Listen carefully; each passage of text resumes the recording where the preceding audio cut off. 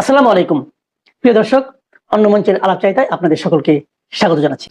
জাপানের প্রধানমন্ত্রী Sanae Takaichi তিনি 1 থেকে 3রা জুলাই 2026 এই 3 দিনের ভারত সফরে এসে নরেন্দ্র মোদীর সঙ্গে 16তম ভারত জাপান বার্ষিক শীর্ষ বৈঠকে অংশ নিয়েছেন।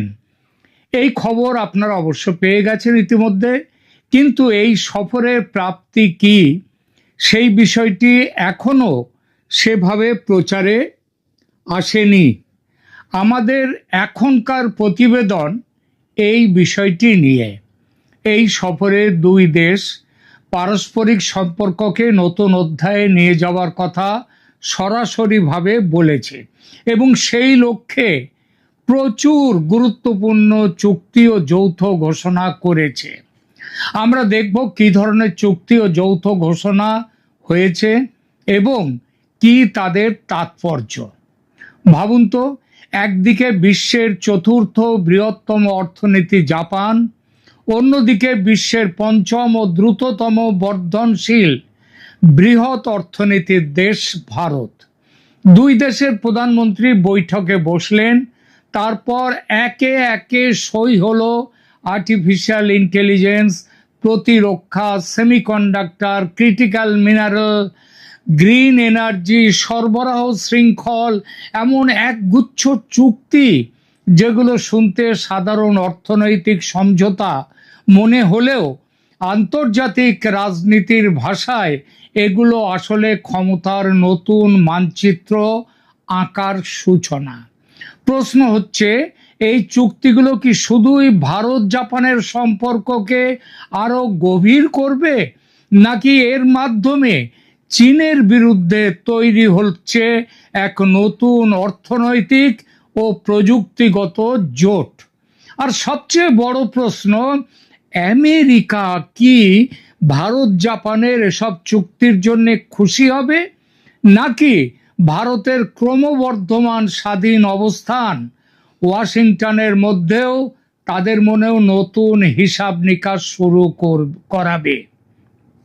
আমরা আরো দেখব প্রতিবেশী দেশ বাংলাদেশে এই চুক্তির কোনো প্রভাব পড়তে পারে কিনা। আজকের ভিডিওতে আমরা ধাপে ধাপে এই সমস্ত প্রশ্নের উত্তর খুঁজব। প্রথমে বলি, কেন এই সফর এত গুরুত্বপূর্ণ? অনেকে ভাবতে পারেন ভারত জাপানের মধ্যে তো আগেও সম্পর্ক ছিল, নতুন কি? আসল পরিবর্তনটা এসেছে আন্তর্জাতিক পরিস্থিতিতে, আর তারই দরুন এবারের এই সম্মেলনে যে সমস্ত চুক্তি বা সমঝোতা এলো দুই দেশ, তাদের একটা আলাদা গুরুত্ব আছে।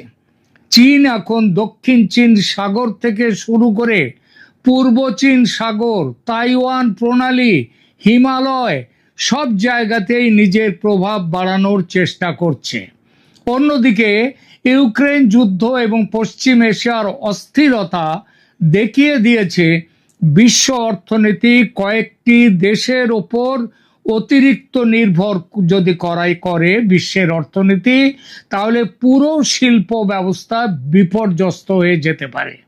এই কারণেই এখন একটি নতুন শব্দ খুব জনপ্রিয় হয়েছে, সেটা হলো ফ্রেন্ড শোরিং। অর্থাৎ যেসব দেশকে রাজনৈতিকভাবে বিশ্বাস করা যায়, বন্ধু হিসেবে ধরে নেওয়া যায়, তাদের মধ্যে শিল্প সরবরাহ ব্যবস্থা নতুন করে এবং শক্ত করে গড়ে তোলা। ভারত এবং জাপানের এই বৈঠক মূলত হলো কিন্তু সেই লক্ষ্যে, এবং সেই গুরুত্বের জন্যই আজকে এই প্রতিবেদন আমি করতে বসলাম। সবচেয়ে গুরুত্বপূর্ণ যে চুক্তি হয়েছে দুই দেশের মধ্যে, সেটা হচ্ছে ইকোনমিক সিকিউরিটি। এই সফরের সবচেয়ে বড় ঘোষণা হলো ইকোনমিক সিকিউরিটি পার্টনারশিপ। এর অর্থ কি? আজ পৃথিবীর অধিকাংশ ইলেকট্রনিক্স শিল্প নির্ভর করে যে জিনিসগুলোর উপর হলো সেমিকন্ডাক্টর, বিরল খনিজ যেগুলো রেয়ার আর্থ ম্যাটেরিয়ালস বলে, উন্নত ব্যাটারি, উচ্চ প্রযুক্তির উপাদানের উপর। আর এই পুরো শৃঙ্খলের অনেকটাই এখন চীনের নিয়ন্ত্রণে। চীন বিশ্বের রেয়ার আর্থ প্রক্রিয়াকরণের বড় অংশ নিয়ন্ত্রণ করে। ফলে কোনো রাজনৈতিক উত্তেজনা তৈরি হলে শিল্প উৎপাদন ব্যাহত হওয়ার আশঙ্কা থাকে। ভারত ও জাপান এখন সিদ্ধান্ত নিয়েছে যে এই চীন নির্ভরতা ধীরে ধীরে কমানো হবে।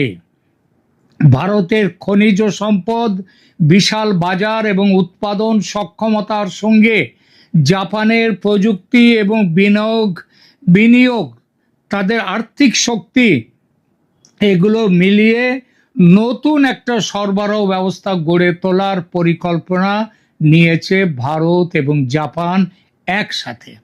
এটি দীর্ঘমেয়াদে শুধু দুই দেশের জন্য নয়, বহু আন্তর্জাতিক কোম্পানির জন্যও বিকল্প কেন্দ্র তৈরি হতে পারে। এবং এই বিকল্প কেন্দ্র তৈরি হলে ভারতে ওই সমস্ত যে আন্তর্জাতিক কোম্পানি তারা চীন ছেড়ে ভারতে উঠে আসবে। এরপর উল্লেখ করতে হয় আর্টিফিশিয়াল ইন্টেলিজেন্স এবং সেমিকন্ডাক্টর, যা কিনা ভবিষ্যতের যুদ্ধ। আগে যুদ্ধ তো তেল নিয়ে, এখন যুদ্ধ হচ্ছে চিপ নিয়ে। এআই চালাতে লাগে শক্তিশালী সেমিকন্ডাক্টর। জাপান এই প্রযুক্তিতে বহুদিনের অভিজ্ঞ। ভারতের শক্তি, জাপানের শক্তি হচ্ছে কি তাদের প্রযুক্তিগত অভিজ্ঞতা। ভারতের শক্তি সফটওয়্যার, ডিজিটাল অবকাঠামো এবং বিপুল সংখ্যক প্রযুক্তিবিদ। এই দুই শক্তি একত্রিত হলে নতুন এআই প্ল্যাটফর্ম, উন্নত উৎপাদন, স্বয়ংক্রিয় শিল্প এবং প্রতিরক্ষা প্রযুক্তিতে বড়সড় অগ্রগতি। এখানে আরেকটি গুরুত্বপূর্ণ বিষয় আছে। আমেরিকা চীনের কাছে উন্নত এআই চিপ রপ্তানিতে বহু সীমাবদ্ধতা আরোপ করেছে। এই পরিস্থিতিতে এআই শিল্প, এআই চিপস, এই শিল্পটা যদি ভারতে নেওয়া যায়, এই পরিস্থিতিতে ভারত জাপান যৌথ প্রযুক্তি তার উন্নয়ন এশিয়ায় নতুন ভারসাম্য তৈরি করতে পারে। এরপর উল্লেখযোগ্য হচ্ছে প্রতিরক্ষা সহযোগিতা দুদেশের, যা কিনা চীনের উদ্বেগের কারণ। এই সফরের একটা বড় প্রাপ্তি হলো প্রতিরক্ষা সহযোগিতা। দুই দেশ শুধু যৌথ সৈন্য মহড়া নয়, ভবিষ্যতে প্রতিরক্ষা সরঞ্জাম যৌথভাবে উন্নয়নের দিকেও এগোচ্ছে। এটি কেন গুরুত্বপূর্ণ? কারণ দেখুন, জাপান দ্বিতীয় বিশ্বযুদ্ধের পর দীর্ঘদিন প্রতিরক্ষা রপ্তানিতে তাদের ওপর, প্রতিরক্ষার ব্যাপারে তাদের ওপরে অনেক বাধা নিষেধ ছিল। প্রতিরক্ষা রপ্তানিতেও তাদের অত্যন্ত সংযত রাখা হয়েছিল এবং তাদেরকে তাদের যে প্রতিরক্ষা ব্যাপারটা অনেকটা দেখে এসছে আমেরিকা। আমেরিকার বহু সৈন্য জাপানে আছে। এখন পরিস্থিতি বদলাচ্ছে। চীন পূর্ব চীন সাগরে নিয়মিত সামরিক উপস্থিতি বাড়িয়ে চলেছে। ভারত লাদাখ সীমান্তে চীনের চাপের মুখে। অর্থাৎ ভারত জাপান দুই দেশই একই কৌশলগত চাপ চীনের কাছ থেকে অনুভব করছে। এই কারণে প্রযুক্তি ভাগাভাগি এবং যৌথ প্রতিরক্ষা উন্নয়ন ভবিষ্যতে ইন্দো প্যাসিফিক অঞ্চলের নিরাপত্তা কাঠামোকে আরও শক্তিশালী করতে পারে। এসব চুক্তির চীনের ওপর সম্ভাব্য প্রভাব কি হতে পারে, এটা দেখা যাক। এটাই এই মুহূর্তের সবচেয়ে গুরুত্বপূর্ণ প্রশ্ন। চীন কি ভয় পাবে? ভয় শব্দটি নিশ্চিতভাবেই অতিরঞ্জিত, তবে উদ্বিগ্ন হওয়ার যথেষ্ট কারণ রয়েছে চীনের। কারণ যদি ভারত জাপান মিলে বিকল্প সাপ্লাই চেইন গড়ে তোলে, তাহলে বহুজাতিক সংস্থা ধীরে ধীরে উৎপাদনের একটি অংশ চীনের বাইরে সরিয়ে নিতে পারে এবং তাদের অবশ্যম্ভাবী গন্তব্য হবে ভারত। এর ফলে চীনের উৎপাদন নির্ভর অর্থনীতি প্রতিযোগিতার মুখে পড়বে। দ্বিতীয়ত, ভারত জাপান অস্ট্রেলিয়া এবং আমেরিকা এরা মিলে তো কোয়াড তৈরি করেছে। এবং আরও অন্যান্য অংশীদার দেশের মধ্যে প্রযুক্তি ও নিরাপত্তা সহযোগিতা বাড়লে ইন্দো প্যাসিফিকে চীনের কৌশলগত স্বাধীনতা অনেকটাই সীমিত করা যেতে পারে। তবে এটাও মনে রাখতে হবে, চীন এখনো বিশ্বের অন্যতম বৃহৎ উৎপাদন কেন্দ্র এবং সর্ববৃহৎ উৎপাদন কেন্দ্র বললেও হয়তো বেশি বলা হবে না। অতএব এই পরিবর্তন যেটা চাওয়া হচ্ছে, ভাবা হচ্ছে, সেটা রাতারাতি হবে না। এটা একটা দীর্ঘমেয়াদী প্রতিযোগিতা। এই চুক্তিতে আমেরিকা কোন চোখে দেখছে? এই চুক্তিকে আমেরিকার লাভ না ক্ষতি ভারত জাপানের এই চুক্তিতে? এবার আসি এই কথায়। প্রথম নজরে মনে হতে পারে আমেরিকার তো খুশি হওয়ারই কথা, কারণ ওয়াশিংটন বহুদিন ধরে চীনের বিকল্প সরবরাহ ব্যবস্থা তৈরির পক্ষে। সেই দিক থেকে ভারত জাপান সহযোগিতা আমেরিকার বৃহত্তর কৌশলের সঙ্গে সামঞ্জস্যপূর্ণ। তবে আরেকটি দিকও আছে, ভারত কখনোই কোনো সামরিক জোটের অধীনস্থ রাষ্ট্র হতে চায় না। সেটা আমেরিকারও হয়নি, রাশিয়ারও হয়নি, কারোরই হয়নি। ভারত চায় আমেরিকার সঙ্গে কাজ করবে, জাপানের সঙ্গে কাজ করবে, রাশিয়ার সঙ্গে কাজ করবে, প্রয়োজন হলে অন্য অংশীদার এমনকি চীনের সঙ্গেও নিজস্ব স্বার্থে, নিজেদের স্বার্থে সহযোগিতা করবে। অর্থাৎ ভারতের লক্ষ্য কৌশলগত স্বায়ত্ত শাসন। এই অবস্থান ভবিষ্যতে আমেরিকাকেও ভারতের সঙ্গে সমান মর্যাদার ভিত্তিতে সম্পর্ক বজায় রাখতে বাধ্য করতে পারে, নয় করবে, এবং সেটা করা শুরু হয়ে গেছে ইতিমধ্যেই। এই বাধ্য করা ব্যাপারটা আমেরিকার অহমিকায় আঘাত করতেই পারে।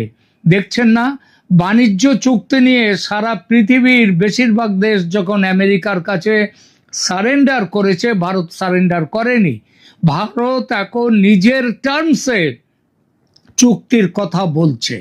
আমাদের কথা শুনে চুক্তি করতে হবে, ভারত বলছে আমেরিকাকে, কারণ ভারতের কাছে বিকল্প বাজার আছে। আজকে ইউরোপীয় ইউনিয়নের সাথে যে চুক্তি হয়েছে ভারতের, সে সম্পর্কে বলা হয়েছে কি, ইউরোপীয় ইউনিয়নের থেকেই বলেছে মাদার অফ অল ডিলস। এর সাথে সাথে ব্রিক্সের দেশগুলো রয়েছে, ব্রিক্সের দেশের মধ্যে একের পর এক অন্যান্য দেশ আসছে। সুতরাং ভারতের কাছে বিকল্প বাজার এসে গেছে। কত টাকার চুক্তি হলো, এটা প্রশ্নটা নিশ্চয়ই আপনাদের অনেকের মাথায় এসেছে, যে ভারত জাপানের এই যে চুক্তি হলো, এর মোট আর্থিক মূল্য কত? দেখুন, সরকারি নথিতে প্রতিটা সমঝোতার আর্থিক মূল্য প্রকাশ করা হয়নি। তবে যেটা জানা গেছে, যে সরকারি চুক্তির পাশাপাশি দুই দেশের বেসরকারি সংস্থাগুলোর মধ্যে 129টি বাণিজ্যিক সমঝোতা হয়েছে, আর এর সম্ভাব্য মূল্য প্রায় 2 ট্রিলিয়ন জাপানি ইয়েন। ডলারে হিসাব করলে সেটা প্রায় দাঁড়ায় 28 থেকে 30 বিলিয়ন মার্কিন ডলার। এর সঙ্গে সরকারি অবকাঠামো, প্রযুক্তি, এআই, প্রতিরক্ষা, সাপ্লাই চেইন সহযোগিতার দীর্ঘমেয়াদী প্রকল্পগুলোর মূল্য, আর্থিক মূল্য যোগ করলে আগামী কয়েক বছরে এই অংশীদারিত্বের আর্থিক পরিমাণ 2 ট্রিলিয়ন ডলার ছাপিয়ে যেতে পারে বলে অনেক বিশ্লেষকের ধারণা। অর্থাৎ এটা কেবল একটি কূটনৈতিক সফর নয়, এটা ভবিষ্যতের অর্থনীতিতে বিনিয়োগ। অর্থনীতির কথা যখন উঠল, একটা তথ্য জানা খুব দরকার, বলাটাও খুব দরকার আমার। আজ বিশ্বের সবচেয়ে বড় অর্থনীতিগুলো কোনটা? 1 নম্বরে আমেরিকা, তার জিডিপি প্রায় 30 ট্রিলিয়ন ডলার। 2 নম্বরে চীন, জিডিপি প্রায় 20 ট্রিলিয়ন ডলার। 3 নম্বরে জার্মানি, 4 নম্বরে জাপান এবং 5 নম্বরে ভারত। সবচেয়ে মজার বিষয় হচ্ছে, একসময় জাপান ছিল বিশ্বের দ্বিতীয় বৃহত্তম অর্থনীতি, এখন চীন এগিয়ে যাওয়াতে জাপান পিছিয়ে পড়েছে। আজ ভারত দ্রুত উঠে এসেছে বিশ্বের প্রথম 5-এর তালিকায়। এখন বিশ্বের চতুর্থ বৃহত্তম অর্থনীতি জাপান এবং পঞ্চম বৃহত্তম অর্থনীতি ভারত যদি প্রযুক্তি, প্রতিরক্ষা এবং শিল্প উৎপাদনে হাত মেলায়, তাহলে আন্তর্জাতিক বাজারে তার প্রভাব যে বিশাল বিশাল হবে সেটা বলাই বাহুল্য। শুধু অর্থনীতি নয়, আমেরিকার সঙ্গে জাপানের সামরিক জোটে কি প্রভাব পড়বে সেটাও দেখার বিষয়। অনেকে ভাবছেন ভারতের সঙ্গে জাপানের এত ঘনিষ্ঠতা কি আমেরিকার সঙ্গে জাপানের সামরিক সম্পর্ককে দুর্বল করে দেবে। বাস্তবে এখনই এই মুহূর্তে তেমনটা বলার কোনো ভিত্তি নেই, কারণ জাপানের নিরাপত্তার মূল ভিত্তি এখনো যুক্তরাষ্ট্র জাপান যে নিরাপত্তা জোট সেইটা। জাপানে এখনো উল্লেখযোগ্য সংখ্যক মার্কিন সেনা মোতায়েন। বরং অনেক বিশ্লেষক মনে করেন ভারত জাপান সহযোগিতা বরং আমেরিকার স্বার্থ, আমেরিকার যে ইন্দো প্যাসিফিক যে কৌশল, সেই কৌশলকেই আরো শক্তিশালী করবে। তবে একটা সূক্ষ্ম পরিবর্তন অবশ্যই দেখা যেতে পারে। আগে জাপান নিরাপত্তার জন্য পুরোপুরি আমেরিকার উপর নির্ভর করত। এখন যদি ভারতের মতো আঞ্চলিক শক্তির সঙ্গে প্রতিরক্ষা, প্রযুক্তি ও উৎপাদনে গভীর সম্পর্ক গড়ে ওঠে, তাহলে ভবিষ্যতে জাপানেরও কৌশলগত বিকল্প বাড়বে। এতে আমেরিকার সঙ্গে জোট ভাঙবে না, কিন্তু জাপান আরো আত্মনির্ভর ও বহুমুখী অংশীদারিত্বের দিকে এগোবে। বাংলাদেশের কি হবে? বাংলাদেশ কি এই চুক্তির ফলে নতুন কোনো কূটনৈতিক চাপে পড়বে? একটি গুরুত্বপূর্ণ তথ্য আপনাদের নিশ্চয়ই জানেন যে স্বাধীনতার পর থেকে বাংলাদেশের সবচেয়ে বড় দ্বিপাক্ষিক উন্নয়নের সহযোগী দেশ হচ্ছে কিন্তু জাপান। জাপান থেকে একটি রাষ্ট্র হিসেবে বাংলাদেশের সব থেকে বেশি ঋণ ওয়ার্ল্ড ব্যাংক, তারপরে এডিবি এবং তারপরে চীন নয় জাপান। জাপানের কাছ থেকে বেশি ঋণ। দেখুন, বাংলাদেশের মেট্রো রেল, মাতারবাড়ি গভীর সমুদ্র বন্দর, বিভিন্ন সেতু, পদ্মা সেতু ইত্যাদি, বিদ্যুৎ প্রকল্প, এই সবের পেছনে জাপানের বিপুল ঋণ ও বিনিয়োগ রয়েছে। অন্যদিকে সাম্প্রতিক বছরগুলিতে বাংলাদেশ ও চীনের অর্থনৈতিক ও অবকাঠামোগত পরিকাঠামোগত সম্পর্ক অনেক গভীর হয়েছে। ফলে স্বাভাবিকভাবেই প্রশ্ন উঠতে শুরু করেছে, ভারত জাপান সম্পর্ক আরো ঘনিষ্ঠ হলে বাংলাদেশ কি চাপে পড়বে? এর উত্তর এতটা সরল নয় যে এক কথায় দেয়া যাবে।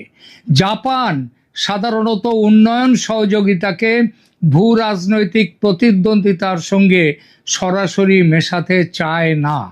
তাই শুধুমাত্র ভারত জাপান ঘনিষ্ঠতার কারণে বাংলাদেশের ঋণ বা প্রকল্পে তাৎক্ষণিক কোনো পরিবর্তন হবে এমন প্রমাণ নেই। তবে যদি ভবিষ্যতে ঢাকা এমন কোনো নীতি গ্রহণ করে বা বড় বেশি চীন ঘনিষ্ঠ হয় এবং টোকিওর যে ইন্দো প্যাসিফিক কৌশল বা আঞ্চলিক স্থিতিশীলতার সঙ্গে যদি কোনো সংঘাত তৈরি করে, তাহলে জাপান তার বিনিয়োগ, ঋণ বা কৌশলগত অগ্রাধিকার বাংলাদেশ থেকে সরিয়ে নিতে পারে, নতুন করে মূল্যায়ন করতে পারে। অর্থাৎ বাংলাদেশের সামনে আগামী দিনে সবচেয়ে বড় চ্যালেঞ্জ হবে শুধু ভারত, চীন, আমেরিকার মধ্যে ভারসাম্য বজায় রাখাটা নয়, তাদের সঙ্গে জাপানের সঙ্গেও ভারসাম্য বজায় রাখা। প্রিয় দর্শক, আজকের পৃথিবী আর কোল্ড ওয়ারের পৃথিবী নয়। এখন আর দুটো শিবির নেই। Bharat, Japan, America, Russia, Europe, এমনকি মধ্যপ্রাচ্যের দেশগুলো পর্যন্ত একই সঙ্গে সহযোগিতা ও প্রতিযোগিতার কৌশল অনুসরণ করছে। ভারত জাপানের এই চুক্তি তাই শুধু দ্বিপাক্ষিক সম্পর্ক নয়, এটি এশিয়ার নতুন শক্তির ভারসাম্য গড়ে ওঠার একটি গুরুত্বপূর্ণ অধ্যায়। চীন এটিকে নজরে রাখবে, আমেরিকা এটিকে স্বাগত জানাবে, আর বাংলাদেশের মতো দেশগুলোর সামনে আসবে ভারসাম্য রক্ষা করার কূটনৈতিক চ্যালেঞ্জ। এই চ্যালেঞ্জ আরো জটিল হয়ে উঠবে আগামী দিনে। এই সফরের, জাপানি প্রধানমন্ত্রীর এই সফরের আসল তাৎপর্য কয়েকটা চুক্তিতে সীমাবদ্ধ নয়, বরং এটা দেখিয়ে দিল এশিয়ার শক্তির ভারসাম্য ধীরে ধীরে বদলাচ্ছে। ভারত শুধু এখন একটা বড় বাজার নয়, বরং প্রযুক্তি, প্রতিরক্ষা, উৎপাদন এবং আন্তর্জাতিক সরবরাহ ব্যবস্থার কেন্দ্র হিসেবে নিজেকে প্রতিষ্ঠিত করার চেষ্টা করছে ভারত। জাপানও বুঝেছে আগামী দশকে এশিয়ায় যদি কোনো নির্ভরযোগ্য অংশীদারের উপর বড় আকারে বিনিয়োগ করতে হয়, তাহলে তার নাম হচ্ছে ভারত। ভারতের গুরুত্ব উপেক্ষা করা যাবে না। শেষ প্রশ্নটা প্রিয় দর্শক আপনাদের জন্য, আপনাদের কি মনে হয় ভারত জাপানের এই নতুন অংশীদারিত্ব কি আগামী দশকে এশিয়ার শক্তির ভারসাম্য বদলে দিতে পারবে, নাকি চীন এখনো এতটাই শক্তিশালী যে এই উদ্যোগের প্রভাব সীমিত থাকবে? আপনার মতামত অবশ্যই কমেন্টে লিখুন। ভিডিওটি ভালো লাগলে লাইক, শেয়ার এবং চ্যানেলটি সাবস্ক্রাইব করতে ভুলবেন না।